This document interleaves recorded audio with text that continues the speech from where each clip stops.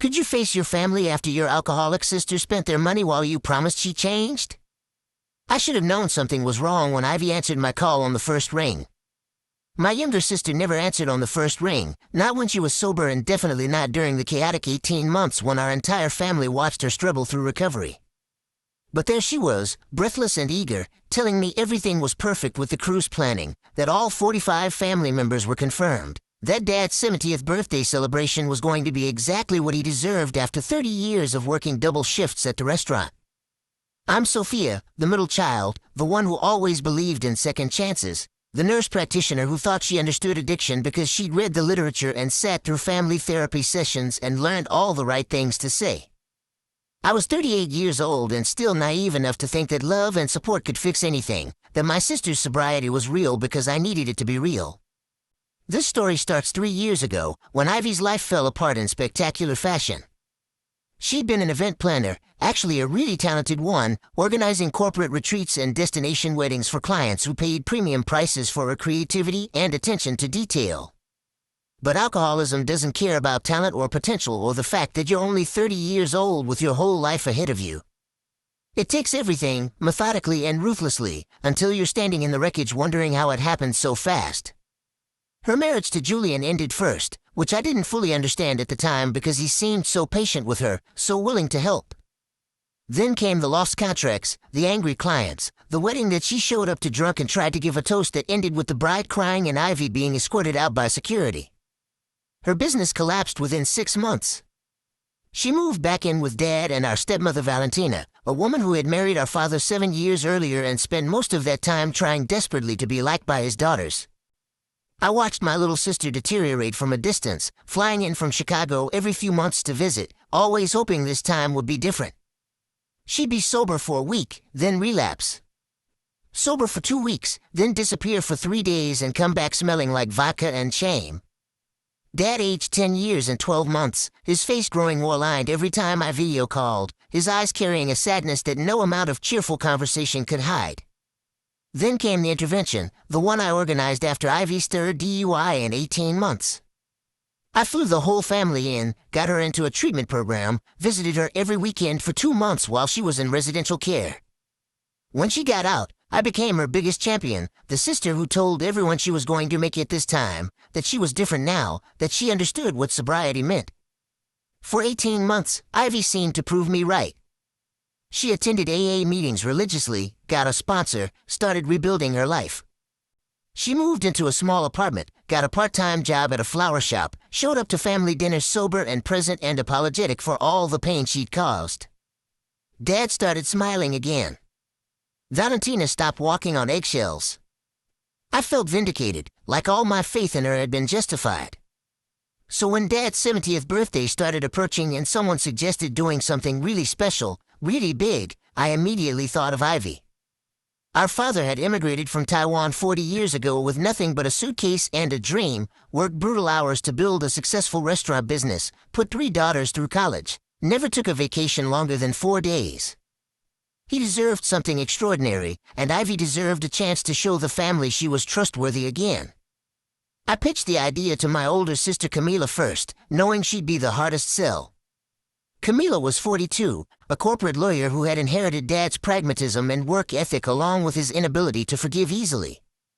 She'd been the most vocal about Ivy's untrustworthiness, the one who argued against giving her money or responsibility or anything beyond basic emotional support. We met for lunch at a bistro near her downtown office, and I barely got 3 sentences into my proposal before she was shaking her head, her dark hair swinging with the emphatic motion. "Absolutely not," Camila said, setting down her fork with a sharp clink. "Sophia, I love that you believe in her, but this is Dad's birthday. We can't risk her screwing this up." "She won't screw it up," I insisted, hearing the defensive edge in my own voice. "She's been sober for 18 months, Camila. She goes to meetings every week, she's rebuilding her life. She used to plan events for a living, this is literally what she's good at." "Was good at," Camila corrected. "Before the alcoholism destroyed her career." "People recover," I said. "People change. Isn't that what we've been hoping for, praying for, all these years? And now that she's actually doing it, we're going to punish her by not trusting her." Camila sighed, the sound carrying years of frustration and disappointment. It's not punishment, it's protection. We're talking about a huge family event, 40 or 50 people, significant money. What happens if she relapses? She won't relapse, I said, with all the confidence of someone who had no idea how wrong they could be. Look, I'll supervise everything. I'll be involved in every decision, every booking. But let's give her the chance to prove herself, to show everyone she's capable again. Can you imagine what this could do for her recovery, to have the family trust her with something this important? It took 3 more conversations, countless phone calls with various aunts and uncles and cousins, but eventually I convinced them. Ivy would plan Dad's 70th birthday cruise, a week-long trip to the Caribbean that would include 45 family members, some flying in from Taiwan, others driving from across the country. Everyone would contribute to a pooled fund, and Ivy would handle all the logistics, the bookings, the coordination. When I called to tell her, she cried. "Thank you," she whispered into the phone, her voice breaking. "Sophia, thank you so much for believing in me. I won't let you down, I promise. I'm going to make this the best celebration Dad's ever had." "I know you will," I said, and I meant it. The family started sending in their contributions. $200 here, $500 there, checks from relatives who hadn't seen Dad in years but wanted to be part of this milestone. Ivy set up a dedicated bank account for the cruise fund, sent regular updates to the family email chain about her research and planning progress, shared spreadsheets with cabin assignments and excursion options. And through it all, Dad saved. He saved aggressively, determinedly, setting aside money from the restaurant in a special envelope he kept in his office safe. $8,500, accumulated over 8 months, money that represented not just his financial contribution but his dreams of seeing his family together, of showing his relatives from Taiwan that he'd built a good life in America, that his sacrifices had been worth it. I should have paid more attention. I should have noticed that Ivy's updates were always a little vague, that she never seemed to have confirmation numbers readily available when someone asked, that she deflected questions about specific details by promising to send information later. But I was busy with my own life, working long shifts at the hospital, dealing with my own relationship problems, and I wanted so badly to believe that everything was fine. The first crack in the facade appeared 13 weeks before the cruise departure date, when my Uncle Thomas called me from Los Angeles. He was 73, Dad's older brother, planning to bring his wife and 2 adult children on the cruise. "Sophia," he said, his Taiwanese accent still strong after decades in America, "I'm confused about something." Ivy sent email saying cruise is confirmed, but I called the cruise line to ask about wheelchair accessibility for your aunt, and they have no reservation under our family name. My stomach dropped. "What do you mean, no reservation?" The representative checked everything 3 times. No booking, no confirmation number that works, nothing. I thought maybe Ivy booked under a different name, but she's not answering my calls now. "I'm sure it's just a mix-up," I said, my voice sounding hollow even to myself. "Let me call Ivy and sort this out. I'll get back to you today, I promise." I called Ivy 17 times that afternoon. Every call went to voicemail. I texted, I emailed, I even tried reaching her through Facebook Messenger. Nothing. Finally, at nearly 9 o'clock at night, she called me back. "Sorry," she said, and I could hear something in her voice, something loose and unfocused that made my nurse practitioner instincts flare with alarm. "My phone died and I was at a meeting and just got home." "Uncle Thomas called," I said carefully. "He's saying the cruise line has no record of our reservation."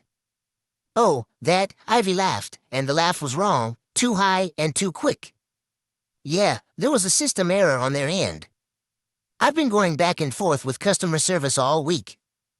It's all sorted out now, I just need to send everyone the updated confirmation numbers. Can you send them tonight? People are getting worried." "Absolutely, I'll do it right now." "Sophia, I swear, everything is fine. This stuff happens all the time with big group bookings. Don't stress." The updated confirmation numbers never came. Uncle Thomas called me back 3 days later to say the cruise line still had no record of anything.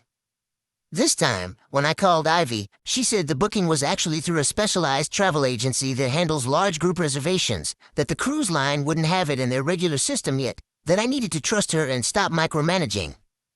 I'm not micromanaging, I said, trying to keep my voice level. I'm just trying to help. Maybe I should call the travel agency directly, just to verify everything.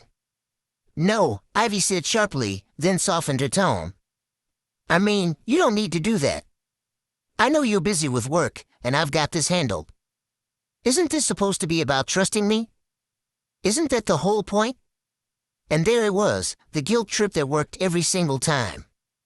I was the one who had advocated for her, who had promised the family she was trustworthy, who had staked my own credibility on her recovery. If I started questioning her now, what did that say about my judgment? What did that say about my faith in her sobriety? You're right, I said, hating the doubt I felt. I'm sorry. I do trust you.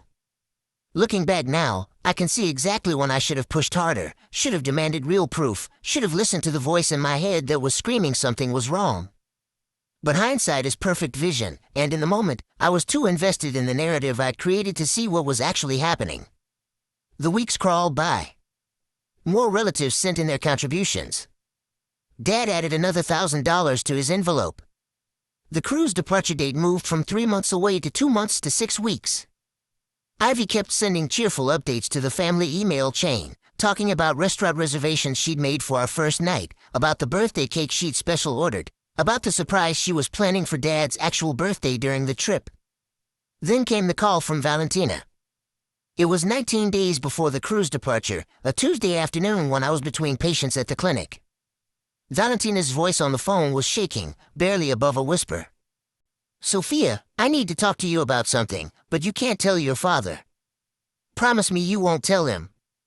Valentina, what's going on? It's about Ivy.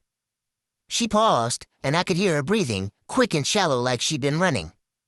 She needed some extra money a few months ago, said there was a deposit issue with the cruise booking, that the agency needed more up front. She asked me for a loan, and I gave it to her because I thought, I thought it was for something legitimate. The bottom fell out of my world. How much did you give her? $12,000. Valentina's voice cracked. In 3 separate payments over 4 months. Sophia, I think she's been drinking again. I found bottles in her apartment last month when I went to drop off some mail. She made me promise not to tell anyone, said she was handling it, that it was just a slip, that she'd get back on track. Why didn't you tell me? I was standing now, pacing in the small consultation room, my mind racing. Valentina, why the hell didn't you say something? She said if I told anyone, she'd tell your father about something that happened 5 years ago. Valentina was crying now, the words coming out in gasps. An affair I had, a stupid mistake that would destroy my marriage. I know I should have told someone anyway, but I was scared, and I kept thinking maybe she really would get better, maybe she just needed one more chance. Where's the cruise money? I asked, my voice cold. The money from the family, the pooled funds, where is it? I don't know, Valentina sobbed. I've been trying to reach her for 3 days, ever since your uncle called about the reservation problems. She's not answering my calls either. Sophia, I think it's gone. I think she spent it all.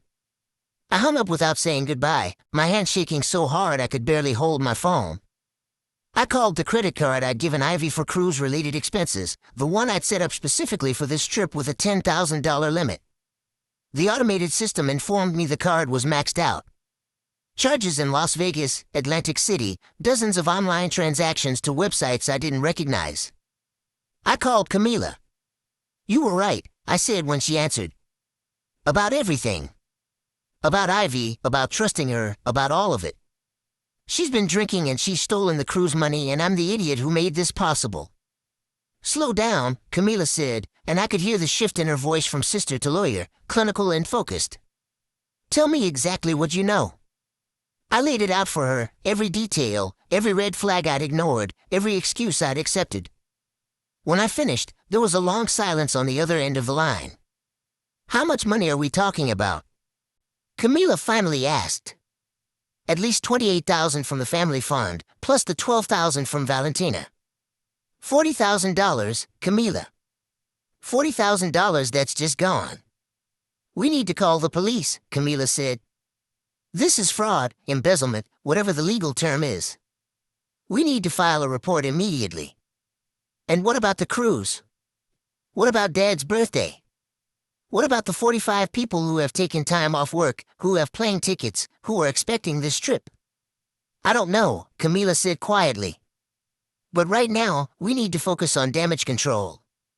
Can you get access to Ivy's bank records? We need to know exactly where the money went. I spent the next 3 days in a fog of rage and grief and humiliation. Camila worked her legal contacts to freeze Ivy's accounts.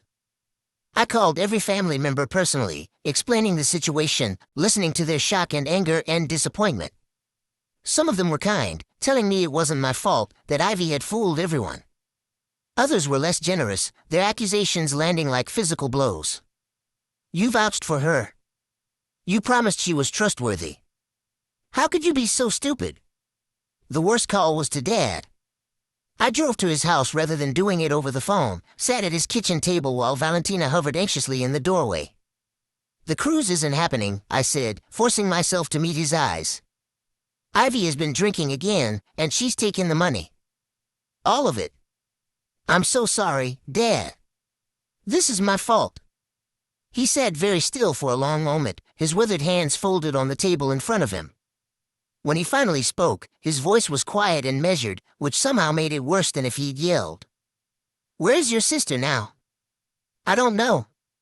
She's not answering anyone's calls. And my money? The $8,500? Gone. It's all gone.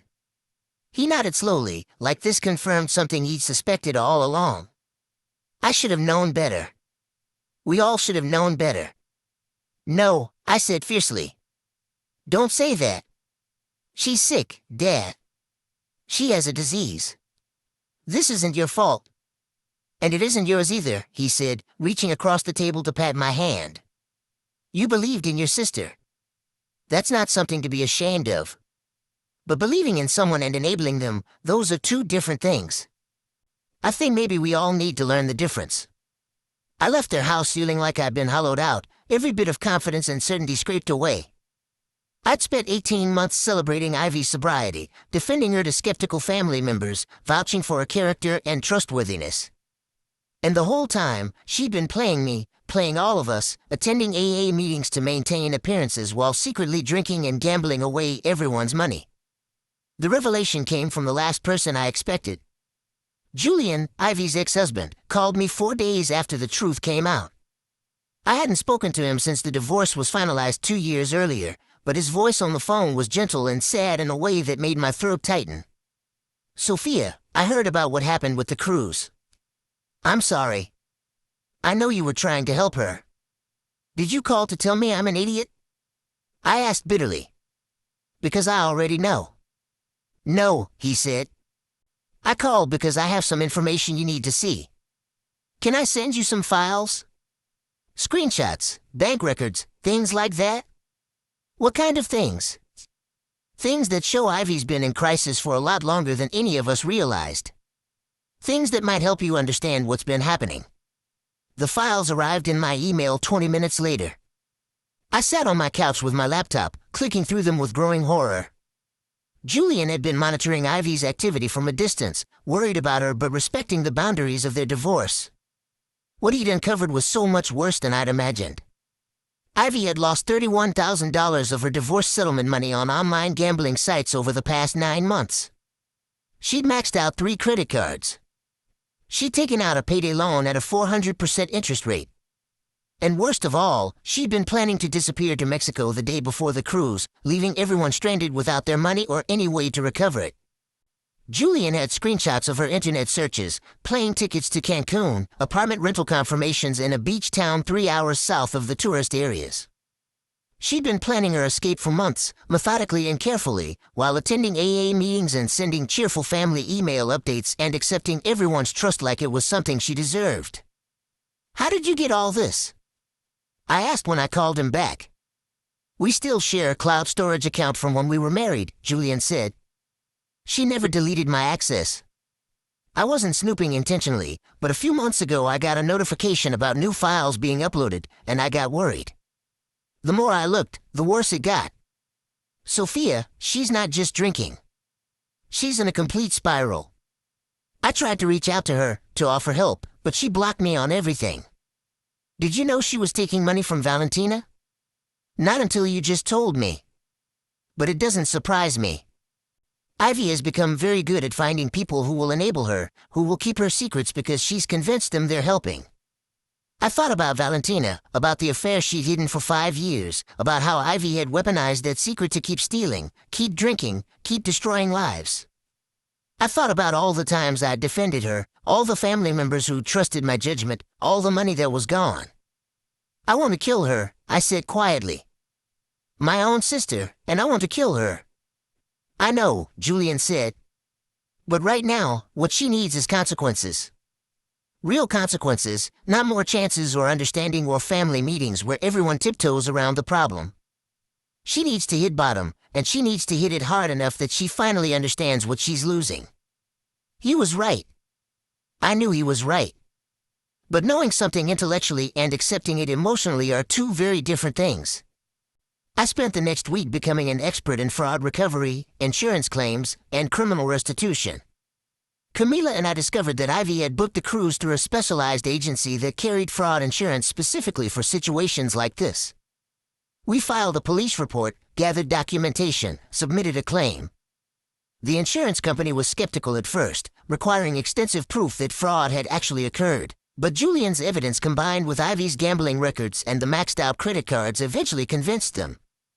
We recovered $19,000. Not everything, not even close to everything, but enough to mean that the family losses weren't completely catastrophic. Some relatives would be reimbursed fully, others partially, but no one would lose everything they'd contributed. The cruise itself was obviously canceled, but I wasn't ready to let Dad's 70th birthday pass without celebration. I rallied the family, proposing a scaled-down local event instead. We rented out the private room at Dad's favorite restaurant, the one he'd built from nothing 40 years ago. We invited everyone who could make it on short notice, about 30 people instead of 45, but the ones who mattered most were there. My relatives from Taiwan couldn't make it on such short notice, which broke my heart, but we set up a video call so they could join the dinner virtually. Dad cried when he saw his brother's face on the screen, and suddenly the restaurant felt exactly right, more meaningful than any cruise could have been. This was the place where he'd built his American dream, where he'd worked brutal hours and saved every penny and proved that an immigrant with nothing could create something extraordinary. We shared stories, ate too much food, laughed and cried and celebrated a man who deserved so much better than what his youngest daughter had done to him. And through it all, there was an empty chair where Ivy should have been. She'd gone to ground completely. No one had heard from her in almost 2 weeks. Her apartment was empty, her phone disconnected, her social media accounts deleted. Julian thought she might have still gone to Mexico despite her plans falling apart, using the last of her money to run away from the consequences of her actions. But Valentina had other information. In a tearful confession to Dad that included the admission of her 5-year-old affair, she revealed that she'd been in contact with Ivy through a secret email account. Ivy was still in the country, still in the state, staying with a friend from her drinking days and spiraling deeper into addiction. She needs help, Valentina said, her face blotchy and her eyes swollen. Someone needs to do something before she kills herself, either intentionally or through alcohol poisoning or driving drunk or something else. Dad looked at her for a long moment, his expression unreadable. The revelation of the affair had shaken their marriage to its foundation, but I could see him processing everything, weighing his options, trying to reconcile his anger with his love for both women. "We've been helping her for 3 years," he said finally. "We've been understanding and supportive and patient, and where has it gotten us? Our family devastated, our money stolen, our trust destroyed. At some point, Valentina, helping someone means letting them face the consequences of their choices. So we just abandon her?" Valentina's voice rose. "We just let her hit rock bottom and hope she survives it." "No," Camila interjected, her lawyer voice cutting through the emotion. "We set boundaries. Real boundaries, with real consequences. We agree as a family on what we're willing to offer and what we're not, and we stick to it no matter how much she begs or manipulates or threatens." We spent the next 3 hours hammering out exactly what those boundaries would look like. Dad agreed to fund treatment, but only at a facility that I researched and approved, and only if Ivy agreed to complete the full program with no early departures. He would not give her money, would not let her move back home, would not accept phone calls unless she was verifiably sober and in treatment. Valentina's affair coming out forced a different kind of reckoning for the family. Dad asked her to move into the guest room while they worked through it in counseling. Some family members were sympathetic, understanding that Ivy had manipulated and threatened her. Others were less forgiving, seeing Valentina's silence as enabling that had directly contributed to the financial disaster. For me, the hardest part was accepting my own role in everything. I championed Ivy's sobriety, vouched for her trustworthiness, convinced skeptical family members to give her responsibility and money. My judgment had been catastrophically wrong, and 12 family members who trusted me had paid the price. My older sister found me crying in the restaurant's back office after Dad's party, hunched over with my face in my hands. "Stop," Camila said firmly, pulling up a chair next to me. "Stop blaming yourself for Ivy's choices."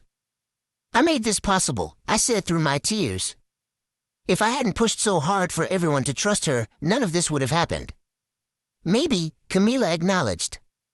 "Or maybe Ivy would have found some other way to manipulate the family, some other scheme to fund her addiction. Addicts are incredibly creative when they need to be. You believed in your sister's recovery, which is what you're supposed to do. The problem is that Ivy betrayed that belief, not that you had it in the first place. How do you know when you're helping and when you're enabling?" I asked. "How do you tell the difference?" "Helping empowers someone to get better," Camila said thoughtfully. "Enabling protects them from consequences. Helping says I love you and I believe you can recover. Enabling says I love you so I'll shield you from the results of your actions. You thought you were helping, Sophia. You had good intentions. But intentions don't change outcomes, and now we all have to deal with what actually happened rather than what we hoped would happen." 3 weeks after Dad's birthday, Ivy finally surfaced. She showed up at my apartment at 2 in the morning, drunk and crying and begging for help. Every instinct I had as her sister and as a nurse wanted to let her in, to comfort her, to tell her everything would be okay. Instead, I stood in my doorway and said no.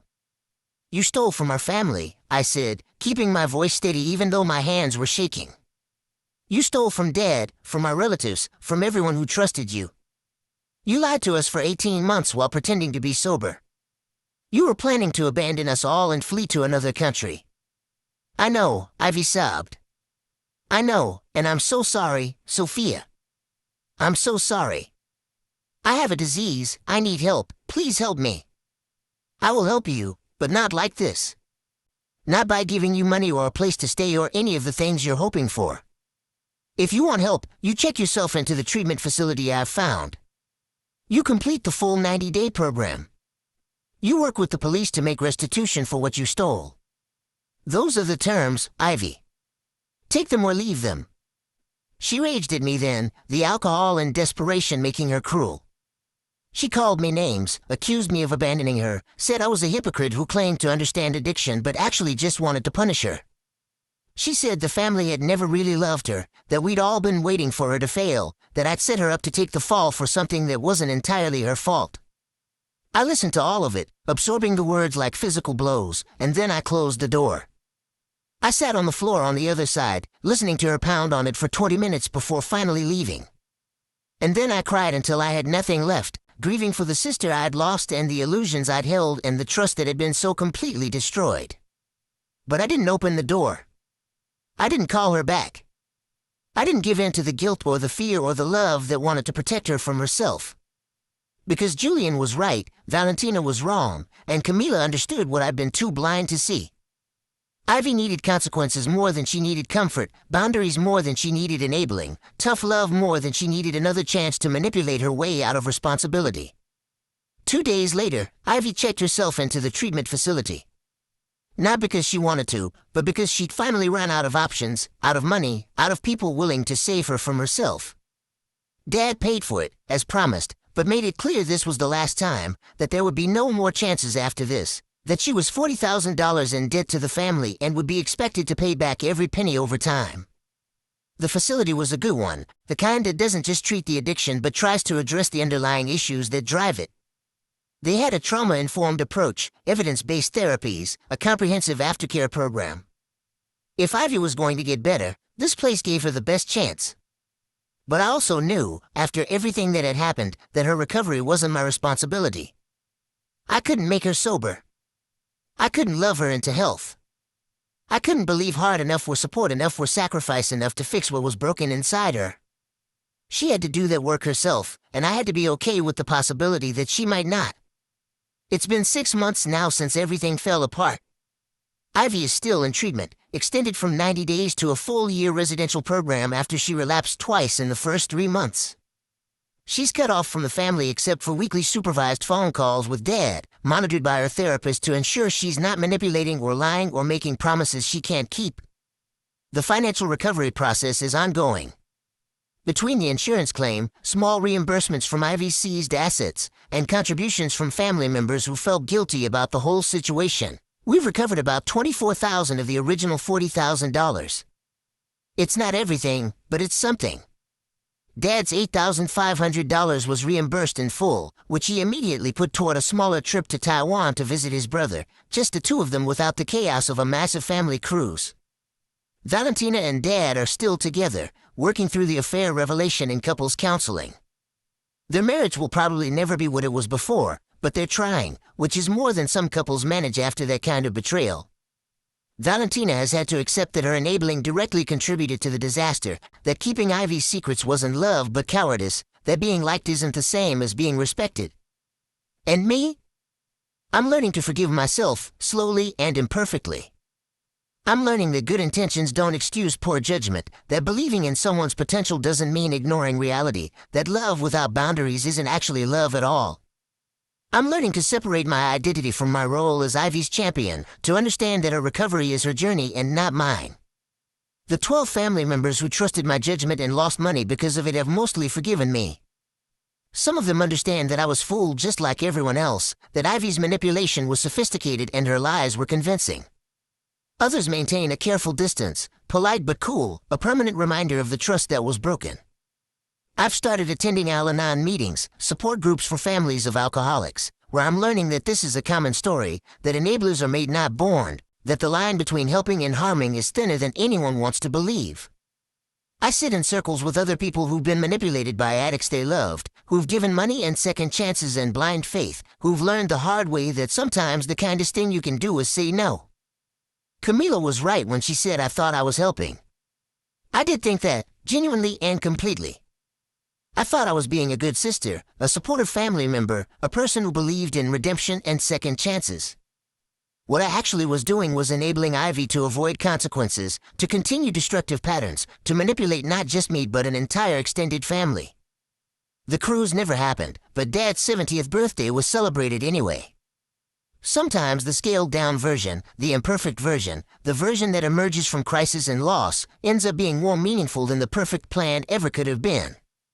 We were together, we were honest, we faced hard truths and set necessary boundaries and learned painful lessons about love and trust and the difference between the two. Ivy calls me sometimes, supervised calls where her therapist listens in to make sure she's being honest. She apologizes, over and over, for the pain she caused and the trust she destroyed and the money she stole. She says she understands why the family has boundaries now, why we can't just welcome her back like nothing happened, why forgiveness is going to be a long, slow process measured in years rather than months. I tell her I love her, because I do. I tell her I hope she recovers, because I genuinely do. But I also tell her that trust is earned through consistent behavior over time, that words are easy but actions matter, that the family will be here when she's ready but we won't be anyone's enablers ever again. Sometimes she cries. Sometimes she gets angry. Sometimes she just sits in silence, processing the reality that her addiction cost her more than just money or opportunities or relationships. It cost her the unquestioning faith of the people who loved her most. And I sit with my own discomfort, my own guilt, my own grief for the innocent belief I used to have that love was enough. Because it isn't enough, not by itself. Love needs wisdom and boundaries and the courage to say no when no is what someone truly needs. Love needs to be strong enough to let people face consequences, to hit bottom if that's what bottom means, to lose everything if that's what finally creates the crisis that leads to genuine change. I don't know if Ivy will stay sober. The statistics aren't encouraging, the relapse rates are sobering in themselves, and addiction is a lifelong battle that gets won one day at a time or not at all. But I do know that I can't save her, can't fix her, can't love her into health no matter how desperately I want to. What I can do is set boundaries. Be honest. Separate her choices from my worth. Love her without enabling her. Hope for her recovery while accepting that it might never come. And forgive myself for being human, for making mistakes, for believing in someone who exploited that belief for 18 months while slowly destroying not just her own life but the trust and financial security of 45 family members. The sober sister's secret wasn't just that she was drinking. It was that we were all so invested in her sobriety, so desperate to believe the redemption story, that we ignored every red flag and accepted every excuse and allowed ourselves to be manipulated because the alternative was too painful to consider. Now we know better. Now we understand that recovery is possible but not guaranteed, that trust is fragile and takes years to build but seconds to destroy, that enabling wrapped in love is still enabling. Now we set boundaries and enforce consequences and refuse to be anyone's victims even when they're people we love desperately. Dad turned 70 without the cruise he dreamed about, but he got something better in the end: honesty. He got a family that finally stopped pretending everything was fine, that stopped enabling destructive behavior in the name of keeping the peace, that learned to say hard truths even when those truths hurt. He got daughters who loved him enough to protect him from manipulation, even when that manipulation came from one of their own. The money trickles back slowly. Ivy has agreed to a repayment plan, though with no job and no income beyond what the treatment facility provides through their work program. The amounts are tiny. $20 one month, $50 the next, laughably small compared to the $40,000 she took. But Dad insists on accepting every payment, depositing each check into a special account that he says will eventually fund that trip to Taiwan. It's not about the money anymore, he told me during one of our weekly dinners, just the two of us at a quiet restaurant near his house. It's about accountability. If I forgive the debt, what am I teaching her? That family will always bail her out?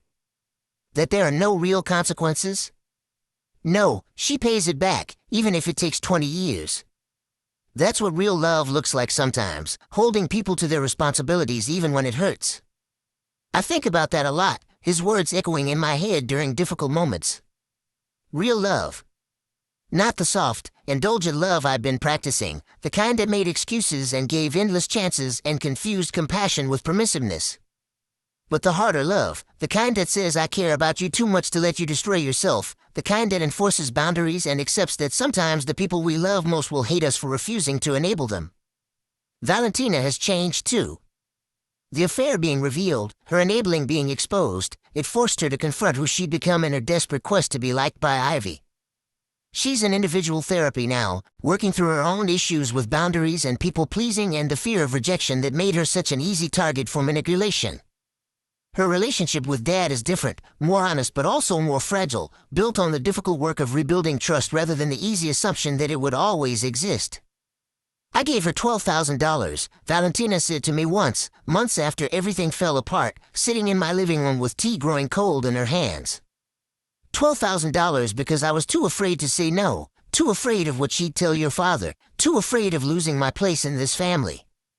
And what did my fear buy me? It bought Ivy more time to drink and gamble and lie. It bought your father heartbreak. It bought me exactly what I was afraid of, losing respect and trust and my marriage almost falling apart. Fear is expensive, Sophia. It costs so much more than courage ever does. She's right, I've learned that lesson too. My fear of being wrong about Ivy, my fear of admitting I'd misjudged her recovery, my fear of disappointing the family members who trusted my vouching, all of it cost far more than simple honesty would have. If I'd listened to my doubts, if I'd demanded real proof instead of accepting vague reassurances, if I'd been willing to be the bad guy who didn't trust a recovering addict, how much pain could have been prevented? But I can't live in that regret forever.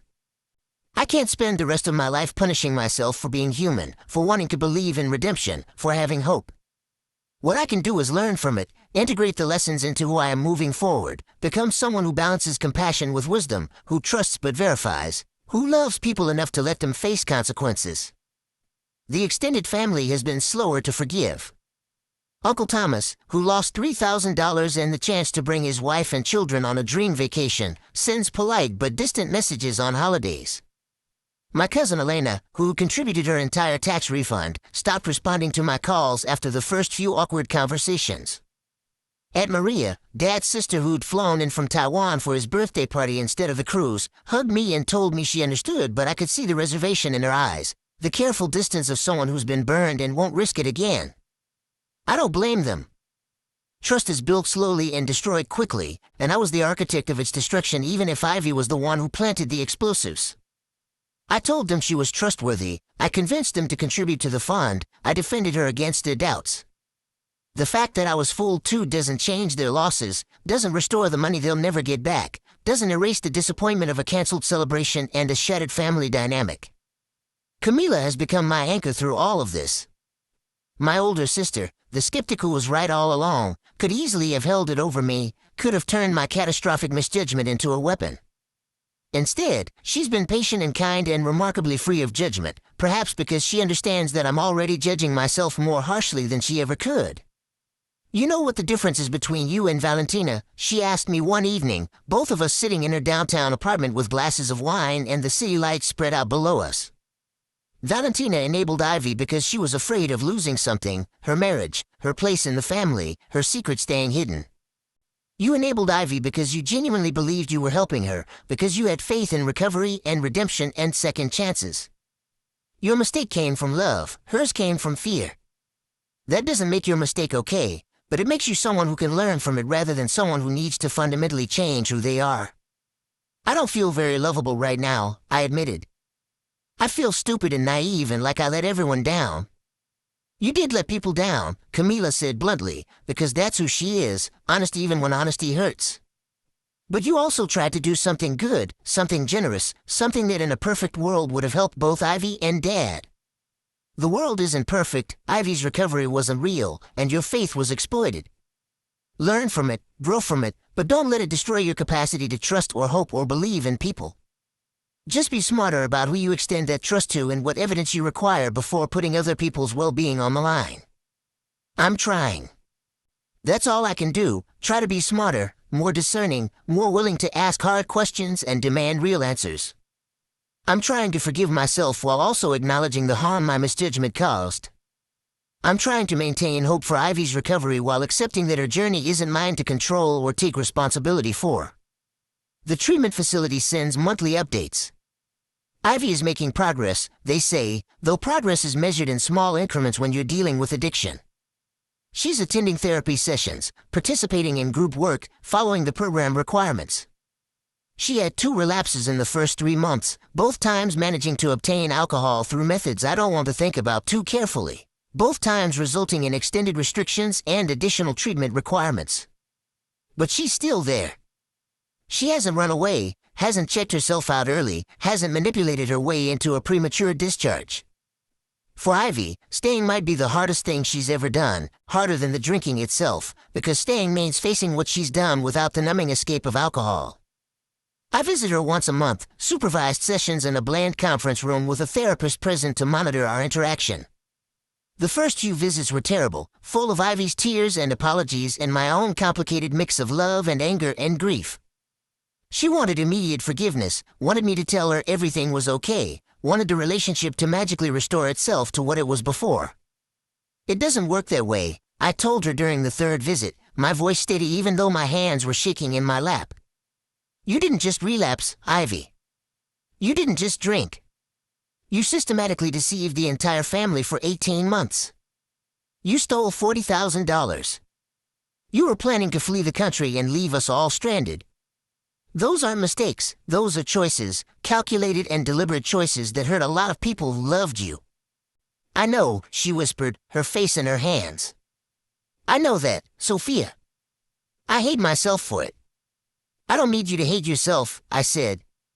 I need you to understand what you did, to genuinely comprehend the harm you caused, and to do the work to ensure you never do it again. Self-hatred is easy, it's passive, it lets you be the victim of your own actions. Taking responsibility is hard.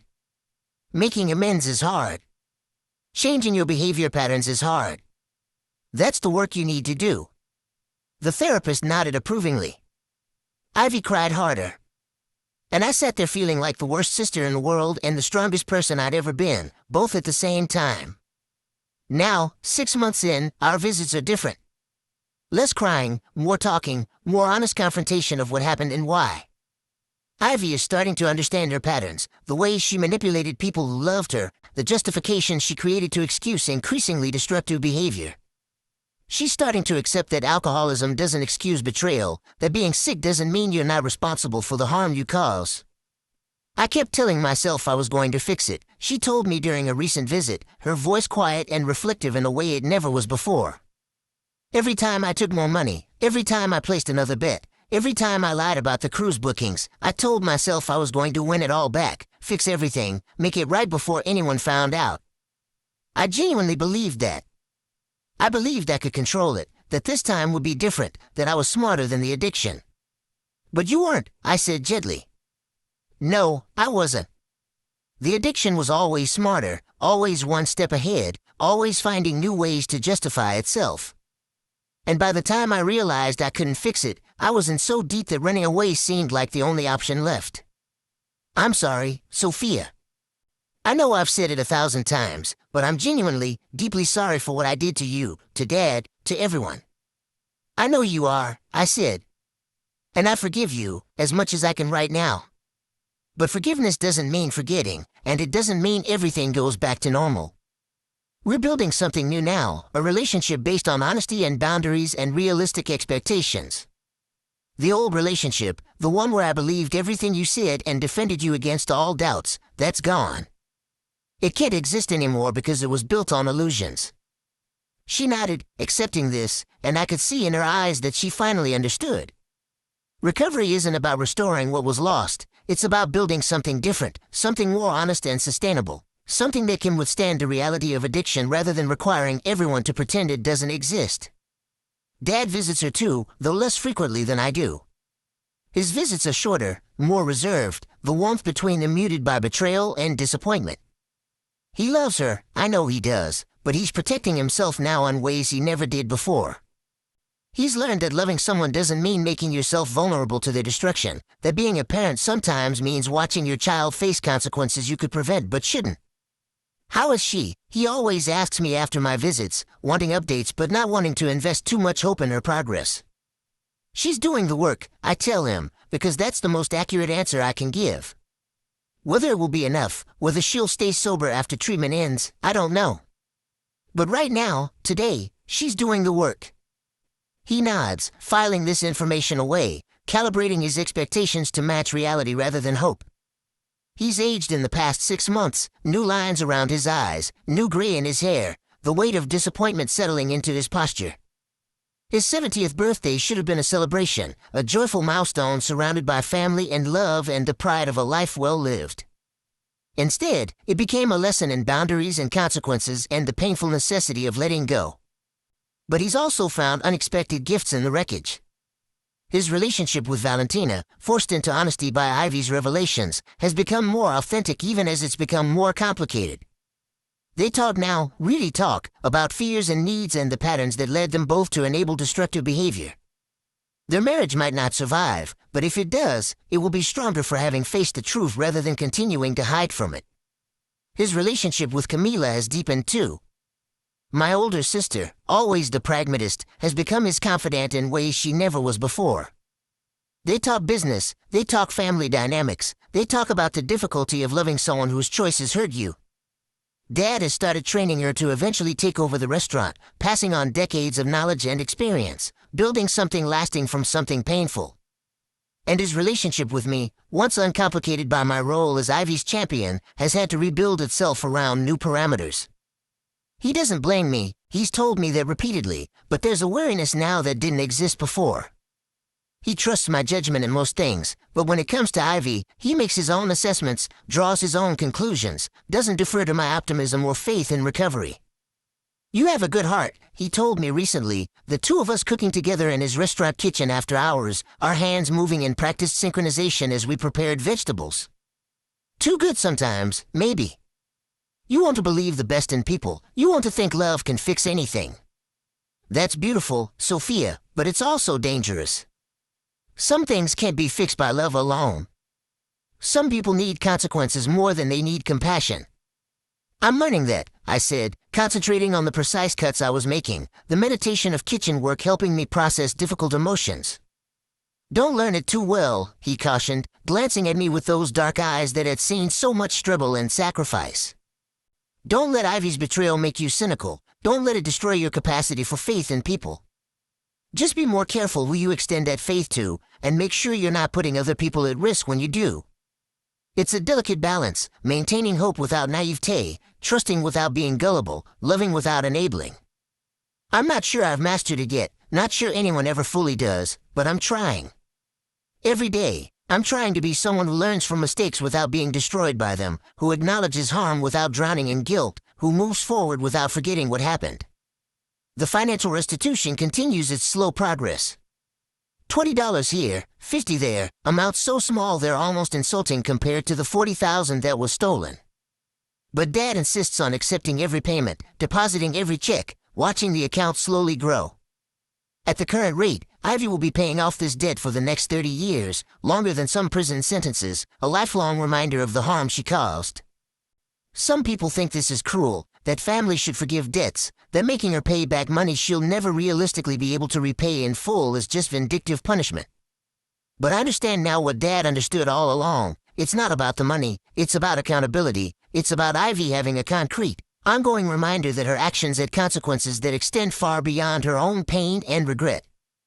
Every time she writes that check, Camila explained to an aunt who questioned the repayment requirement, she has to think about what she did. She has to remember the people she hurt, the trust she destroyed, the dreams she shattered. That's not punishment, that's recovery. Real recovery requires facing what you've done, not just saying sorry and moving on. The cruise that never happened has become family legend now, a story told with different emphases depending on who's telling it.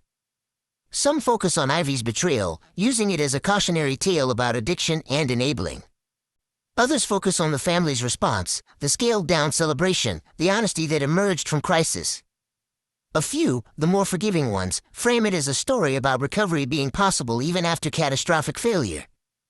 I'm not sure which version is most accurate. Maybe all of them are true in different ways, different perspectives on the same complicated reality.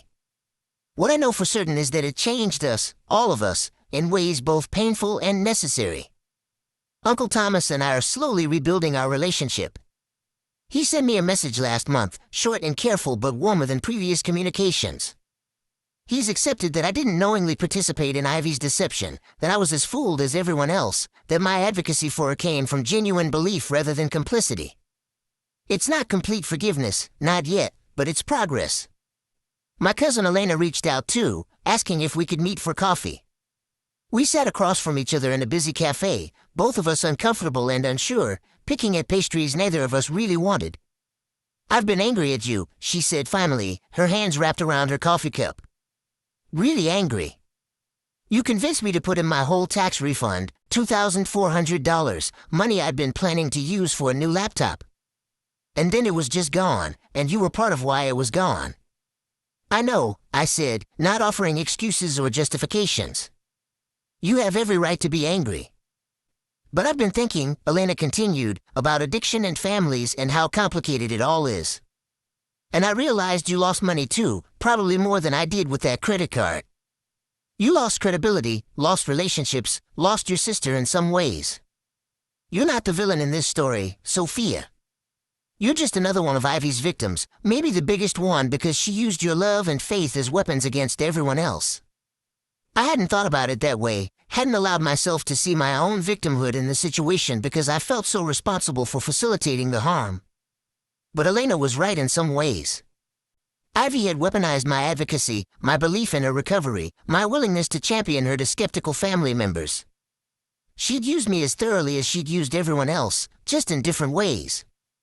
I'm still figuring out how to process all of it, I admitted to Elena. How to acknowledge my mistakes without getting lost in guilt, how to maintain hope for Ivy's recovery without being naive about the likelihood of relapse, how to rebuild trust with family members who have every reason to be cautious around my judgment. You'll figure it out, Elena said, reaching across the table to briefly touch my hand. You're good at difficult things, Sophia. You're a nurse, you deal with life and death and impossible situations all the time. This is just a different kind of crisis, a family one instead of a medical one, but you have the skills to navigate it. Her faith in me, cautious and qualified as it was, meant more than I could express. One relationship beginning to mend, one step toward rebuilding what Ivy's betrayal had destroyed. The wedding invitation arrived 2 weeks ago, a beautiful cream envelope with elegant calligraphy. Camila is getting married, something that would have seemed impossible a year ago when she was married to her career and skeptical of romantic commitment. But crisis has a way of clarifying priorities, and watching our family nearly self-destruct over addiction and enabling had made her reassess what mattered. Her fiancé Marcus is patient and kind and exactly right for her, someone who understands her intensity but isn't intimidated by it, who can match her intelligence without competing with it. I'm standing up as her maid of honor, a role that feels weighted with significance given everything that's happened. No drama at my wedding, Camila informed me when she called to ask me to be in the wedding party. I love Ivy, you know I do, but she's not invited. This day needs to be about joy and celebration and moving forward, not about managing someone's recovery or worrying about relapse or dealing with family trauma. I understand, I said, and I did, even though part of me ached at the thought of our sister being excluded from such an important family milestone. Do you think I'm being cruel? Camila asked, her voice uncharacteristically uncertain. No, I said honestly. I think you're being wise. You're setting boundaries, protecting your day, choosing not to center someone else's needs over your own happiness. That's not cruelty, that's health. Will you tell her, or should I? I'll tell her, I offered. At our next visit. She needs to hear it from someone, and I think I can frame it in a way that's honest but not completely devastating. So I told her, during our most recent monthly visit, sitting across from my little sister in that bland conference room with the therapist taking notes in the corner.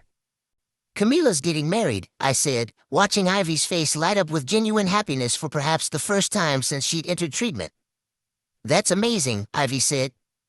To that lawyer guy she's been seeing? Marcus? Yes, to Marcus. The wedding is in 4 months, a small ceremony at a vineyard upstate. I can't wait, Ivy said, then paused, reading something in my expression. Wait, can I go? Am I allowed to leave for something like that? The facility would probably allow it if Camila requested it, I said carefully. But she's decided not to invite you, Ivy.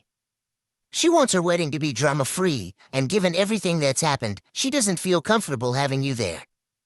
The happiness drained from Ivy's face, replaced by hurt and anger and resignation all at once. She hates me. She doesn't hate you, I corrected. She loves you, but she also needs to protect herself and her special day.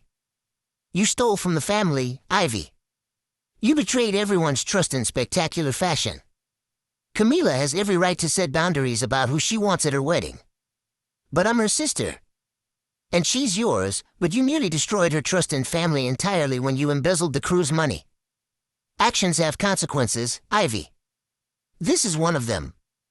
You don't get to be part of all the family celebrations right now. You have to earn that privilege back over time. She cried, which I expected.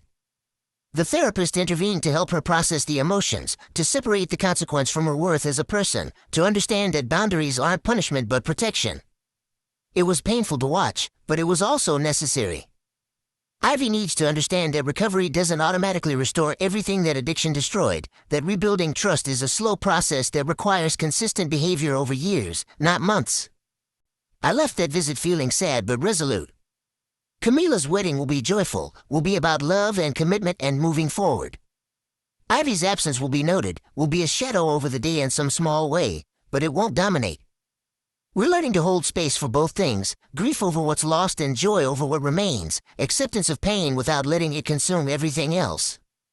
Time moves forward whether we're ready or not. 6 months become 7, then 8.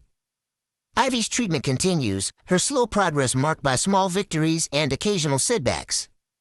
The family begins to heal in fragmented ways, some relationships mending faster than others, some perhaps permanently altered by what happened. I go to my Al-Anon meetings every week, sit in circles with other people whose lives have been shaped by loving someone with addiction. We share stories that are eerily similar despite different details, patterns that repeat across families and generations.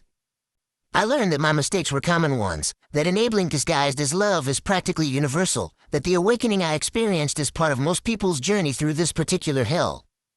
The hardest part, an older woman named Patricia told the group one evening, her voice rough with decades of cigarettes and sorrow, is accepting that you can't save them.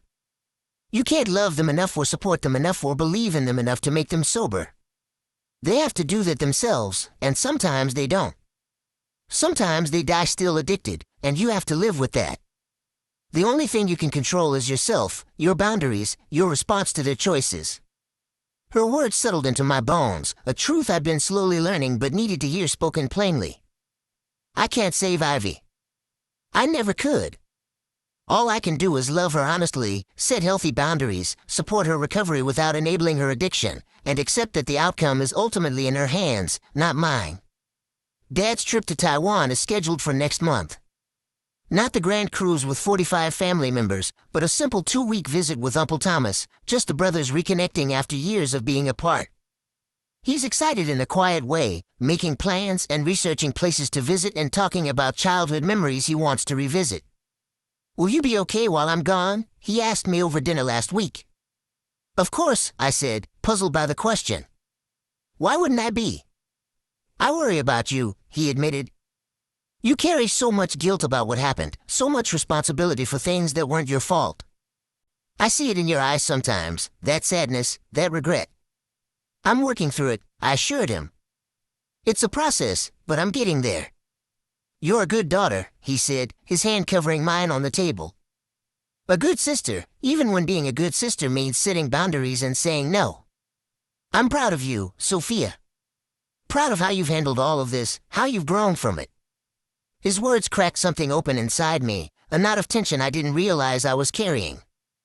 I cried then, right there in the restaurant, and he held my hand and let me cry without trying to fix it or stop it, just witnessing my grief and offering the silent support of his presence. This is what family looks like after crisis, I thought. Imperfect and honest and still figuring things out, but present, still showing up for each other even when it's hard. Camila's wedding approaches. I'm helping with planning, grateful for the distraction of seating charts and flower arrangements and all the mundane details that go into creating a perfect day. There's something healing about focusing on joy after months of processing pain, about celebrating love after confronting betrayal. Do you ever worry it won't last? I asked Camila during one of our planning sessions, both of us surrounded by fabric swatches and venue photos. Marriage, I mean. After everything that happened with Ivy, with Valentina's affair, with how easily trust can be destroyed.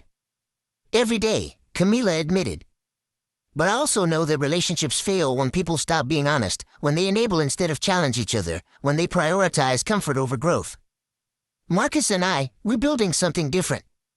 We're committed to honesty even when it's hard, to addressing problems instead of hiding from them, to being partners instead of codependent messes.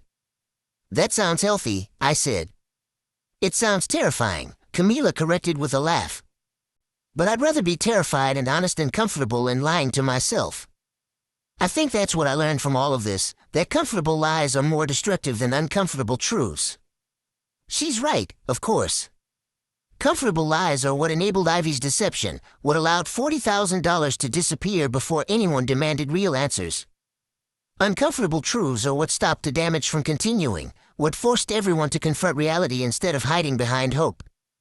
I'm learning to embrace uncomfortable truths in my own life. I'm learning to ask hard questions, to demand evidence, to separate wishful thinking from actual reality. I'm learning that faith in people doesn't require blindness, that trust can coexist with verification, that love is stronger when it's honest about limitations and weaknesses. Ivy's 1-year treatment anniversary is approaching. She'll have completed the full residential program, a significant milestone that few people with her severity of addiction manage to reach.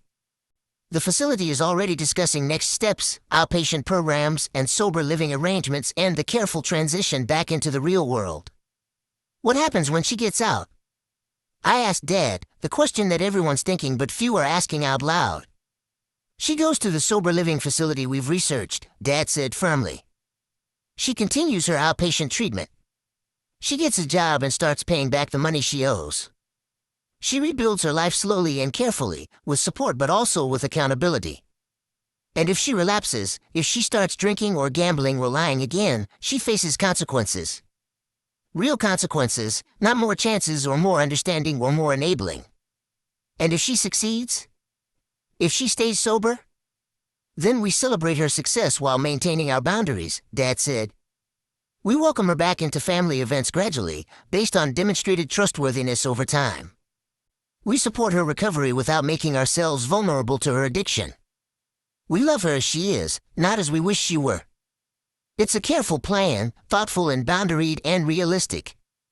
It acknowledges the possibility of both success and failure, prepares for either outcome without being pessimistic or naively optimistic. It's what we should have done from the beginning, but we had to learn the hard way. The Sober Sister's secret taught us all something, though the lessons came at a steep price. Ivy learned that addiction will destroy everything if left unchecked, that running from consequences only delays the inevitable crash, that recovery requires brutal honesty and consistent effort. Valentina learned that enabling driven by fear hurts everyone involved, that keeping secrets to preserve relationships destroys them more thoroughly than truth ever could. Dad learned that love sometimes means letting go, that protection can be a form of harm, that children need consequences even when delivering them breaks your heart. And me? I learned that good intentions don't excuse poor judgment, that faith without wisdom is dangerous, that the line between helping and enabling is crucial to understand and respect. I learned that loving someone doesn't mean trusting them blindly, that second chances need to be earned, not just given, that boundaries are expressions of love, not rejections of it. I learned that I'm fallible, that my judgment can be catastrophically wrong, that my desire to believe the best in people can be weaponized against me. I learned to forgive myself for being human while still acknowledging the harm my mistakes caused. I learned to carry grief and hope simultaneously, to accept loss while still believing in possibility, to maintain faith in recovery while accepting that relapse is always a risk. Most importantly, I learned that I can survive being wrong, that being fooled doesn't define me, that growth can come from failure if I'm willing to do the difficult work of learning from it. Ivy calls me now from the treatment facility, supervised calls where we talk about her progress and struggles. She sounds different, more grounded and honest, less performative in her recovery. She's reading books about addiction, attending multiple therapy sessions weekly, facing the trauma and pain that drove her drinking in the first place. I think I'm finally ready, she told me during our last call. Ready to actually be sober, not just pretend to be sober. Ready to face what I did and who I became and all the work it's going to take to be someone different. I hope so, I said honestly. I really hope so, Ivy. Do you believe me? I paused, considering the question carefully. A year ago, I would have said yes immediately, desperate to believe, to have faith, to support her recovery with unqualified enthusiasm. Now, I know better. I believe you believe it right now, I said. But belief isn't enough, and neither is hope. What matters is what you do over the next month, the next year, the next decade. What matters is whether your actions match your words, whether your behavior demonstrates the change you're claiming. I love you, Ivy. I want you to succeed. But my belief in your success isn't required for you to actually succeed, and my doubt doesn't doom you to failure. This is your journey, your recovery, your responsibility. She was quiet for a long moment. That's fair, she finally said. More than fair, actually. Thank you for being honest with me, even when honesty is hard. That conversation felt like a turning point, a moment when both of us finally understood the new parameters of our relationship. No more enabling disguised as support, no more blind faith disguised as love. Just honest acknowledgement of reality, boundaries that protect both of us, and hope tempered with realistic expectations. The story doesn't have a neat ending because life rarely does. Ivy might stay sober or she might relapse. The family trust might rebuild or it might remain permanently fractured in places. The $40,000 might slowly be repaid or it might become one of those debts that's more symbolic than realistic. Camila's wedding might mark a new chapter of family healing or it might just be a single joyful day surrounded by ongoing complications. What I know for certain is this: we survived. A catastrophic betrayal, a financial disaster, a complete destruction of family trust, and we survived it. Some of us are scarred, all of us are changed, but we're still here, still trying, still showing up for each other in whatever imperfect ways we can manage. The Sober Sister's secret didn't destroy us, though it came close.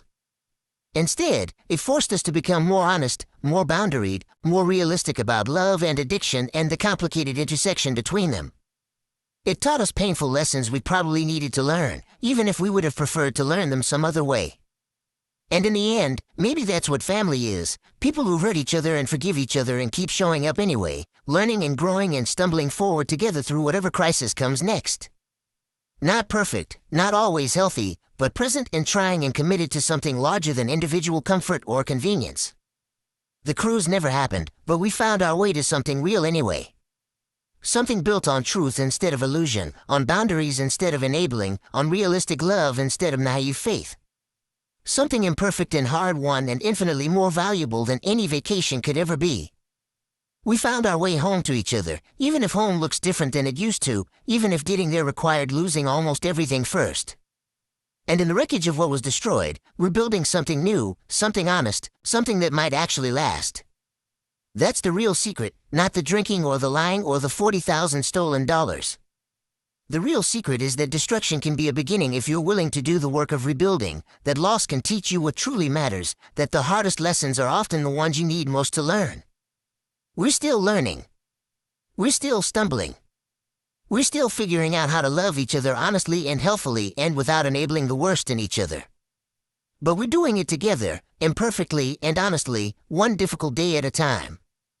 And maybe that's enough, for now, to keep trying, to keep showing up, to keep choosing truth over comfort and boundaries over enabling and realistic hope over naive faith. Maybe that's all any of us can do when someone we love is struggling with addiction, be present but boundaried, loving but honest, supportive but not sacrificial. The sober sister's secret nearly destroyed us. But in the end, we destroyed it instead, replaced the lies with truth and the enabling with boundaries and the blind faith with realistic hope. We survived, we learned, we grew. And we're still here, still a family, still figuring it out together. That's the resolution, not perfect redemption or complete healing where all conflicts neatly resolved, just survival and growth and the ongoing work of loving each other well. Just a commitment to keep trying, to keep learning, to keep showing up honestly even when it's hard. Just the understanding that some secrets need to be destroyed so that something real can be built in their place.